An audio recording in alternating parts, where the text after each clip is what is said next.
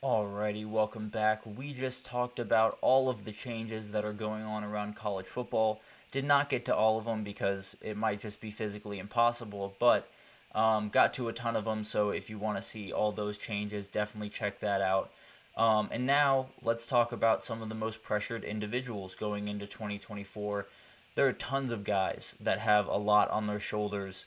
And let's start with a couple of the obvious ones, if you will. Kalen DeBoer, this is a duh. That's literally the first bullet point I wrote down for this one.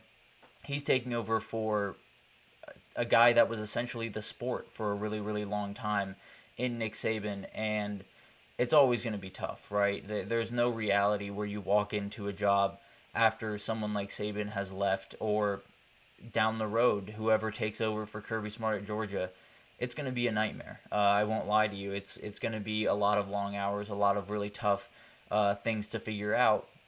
But just on top of that, just to add to DeBoer's craziness that he's had to deal with, is he's taking over a job that has had infinite amount of staff changes, tons of roster changes.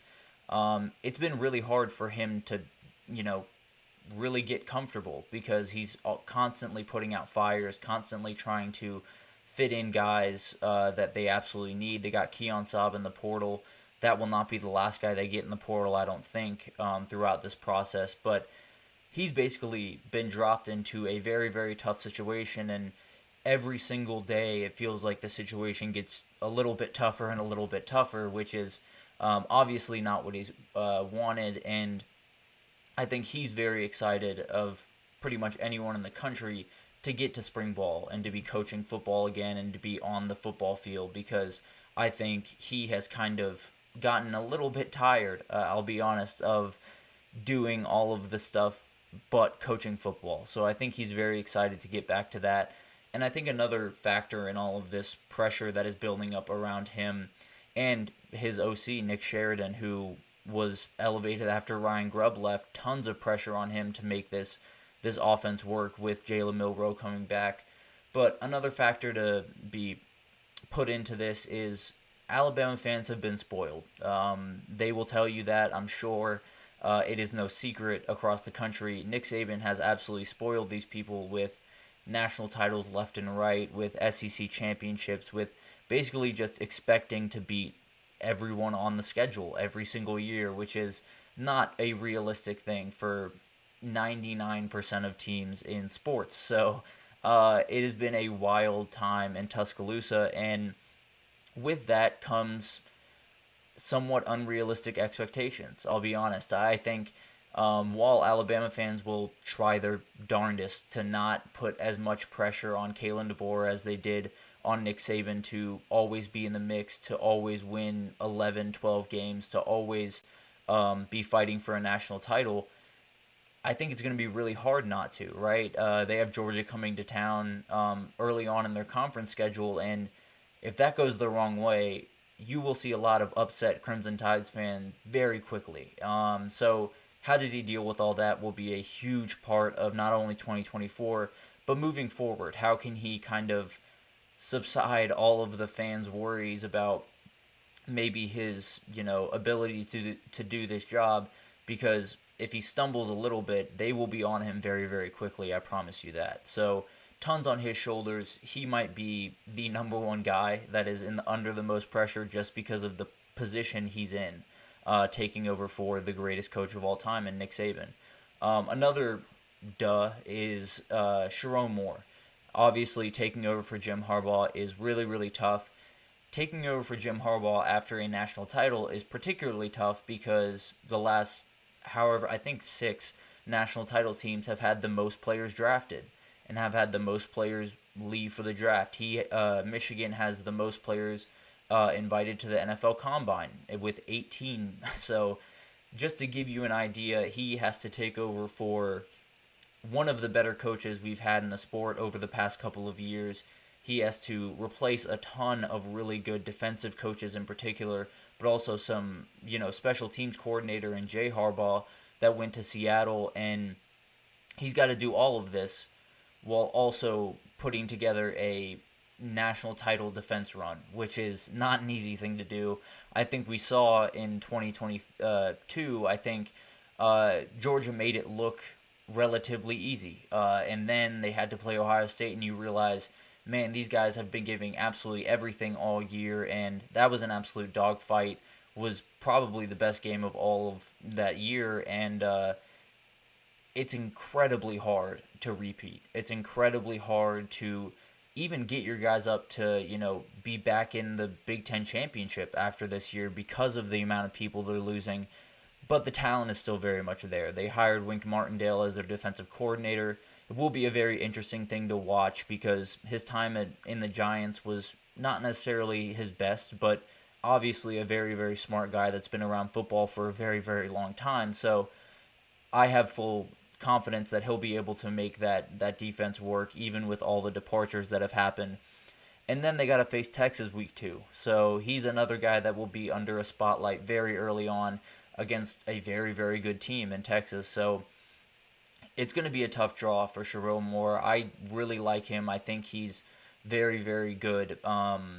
But the question is, how does he adapt to this, crazy change in roster, in coaching, in possibly philosophy going forward? There's tons of different things to come into play here, and Sherrone Moore's got to balance all of it. So right up there with Kalen DeBoer is Sherrone Moore taking over for two just legends of the game in a lot of ways. But let's get to a couple of quarterbacks here, and let's start with Quinn Ewers, a guy that did not go into the NFL draft. Now, he wasn't necessarily going to be a part of that top 3, the Caleb Williams, Drake May, Jaden Daniels group.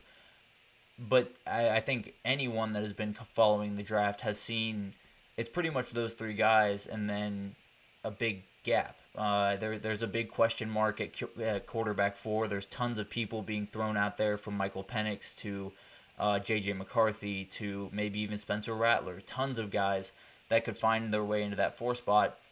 And I don't think Quinn Ewers would have been necessarily any different if he had pulled the trigger, gone into the NFL draft, gone through a combine, gone through a pro day. His arm talent is very obvious. His ability is very obvious to throw the ball. So I think he would have gotten a lot of teams' eyes. I think he would have possibly even found his way into the first round because of the craziness going on around the quarterback position, and 3 guys possibly be taken 1, 2, and 3. He could have been right there. But the reality is he came back for a reason. He came back because he wants to win a title. He was right there. They were a play away from beating Washington, and then who knows what happens in the national title game. So he very obviously wants to win a title. He wants to be the guy that brings Texas all the way back, not just, that was a fun season, let's see what happens next season type of thing.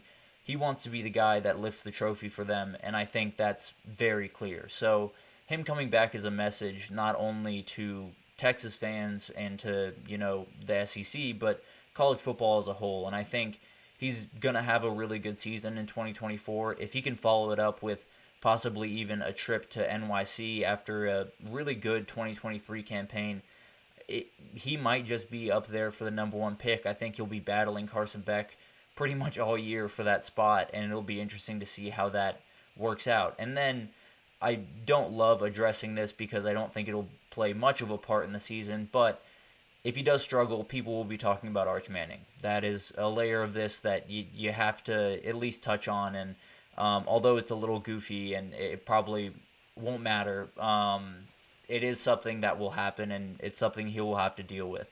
And then we got Will Howard, the quarterback at Ohio State. This really just all comes back to Ohio State has been littered with incredible quarterbacks. C.J. Stroud, Justin Fields, tons of guys. I can't even, Dwayne Haskins. There's a million incredible quarterbacks that have come through Ohio State. And then last year was a little bit frustrating from that position. Kyle McCord just not playing as consistent of football as they would have liked. So Will Howard has tons of pressure on him from the Ohio State fan base to be that guy, to be the guy that they brought him in to be, which is a guy that can just execute everything around him. And he'll have tons of, toys to play with, obviously. Emeka Egbuka, Brandon Inniss and Carnell Tate are wildly talented. Jeremiah Smith coming in as the top wide receiver. It's just insane. And then you add in the running backs. It's a embarrassment of riches over there. So he should be able to execute. He is an efficient guy. Having Chip Kelly in his corner now can only really help the situation. And then I think the question is, if he starts to struggle, if the first couple of weeks aren't quite as smooth as Ohio State fans would have liked, what does that conversation look like in that, locker room or on the Twitter, pages, or especially in those message boards that people get a little bit rowdy in around the season time. It'll be interesting to see how he handles all the pressure that not only comes with just being the Ohio State quarterback, but especially after the year that they had with Kyle McCord a year ago. They need better quarterback play from Ohio State. They need the quarterback play they're used to. And the guy that I tend to believe might be under the most pressure going into this year is Ryan Day. And there's a number of reasons for this. I think, namely, what everyone knows, he has to be Michigan. There is no two ways about it. He literally cannot lose that game. I think he could genuinely go 11-1 up to that game. If he loses that game and, let's say, maybe doesn't even get into the Big Ten championship because of that, I think he's out the door. And maybe that's a little bit hasty. Maybe that's a little bit ridiculous to think an 11-1 season would not do the trick, but that's the game. That's the game that you have to win. It's the same problem that Will Howard's going to have. You have to win that game. So Chip Kelly needs to hit. He needs to get into the playoff. He needs to compete for a Big Ten championship. There are tons of things that are on the checklist for Ryan Day going into 2024. And on top of all this, just to add to the fun for him, Ohio State just brought in the new athletic director from Texas A&M, Ross Bjork. And Ross Bjork is a good athletic director. I think he'll be successful at Ohio State.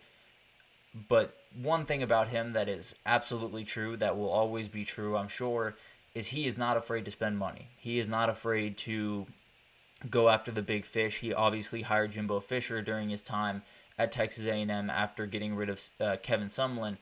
And then he hired Buzz Williams for a ton of money to coach their basketball team. So he's not afraid of letting go of a coach that might be, right around where they want to be, but not over the top, and then going all in on a new guy. So Ryan Day has to execute this year, because I think if he doesn't, it's going to be tough. Obviously, giving up play calling duties will help him a lot, but he's got to be closer to that Urban Meyer role, where kind of the GM over the team, the real head coach, not having to worry about game planning, not having to worry about that type of stuff, and just kind of let him be him. And it'll be really interesting to see how this goes, because every single week is going to matter for Ryan Day. If you lose to Rutgers in the middle of the season, it's going to be a problem, and the AD is going to be watching you very closely. So Ryan Day might be the most pressured individual in the entire country going into next year. But that's all I have in terms of players and coaches under a ton of pressure. There are still plenty more. Billy Napier is one that I wrote down here. Just didn't have quite enough time to get to him, but he's someone to watch. I'll put it that way. He is someone that could be up against it, especially with the schedule they're facing. But that's all I have for the time being. Definitely will revisit this, because there are a lot of people under pressure. There are a lot of people that have to deliver this year, or they could be looking for a new place to live around December. So it'll be interesting to see how all of that develops, but we will be taking a short break, and then we're going to come back with Spotlight Wednesday, and it is Miami Hurricanes time in the spotlight. We are going to talk about their outlook for the 2024 season, what kind of stumbled them up in the 2023 season, and just my general thoughts on what I think they're capable of doing in the 2024 season. But stick with us, and we will be right back.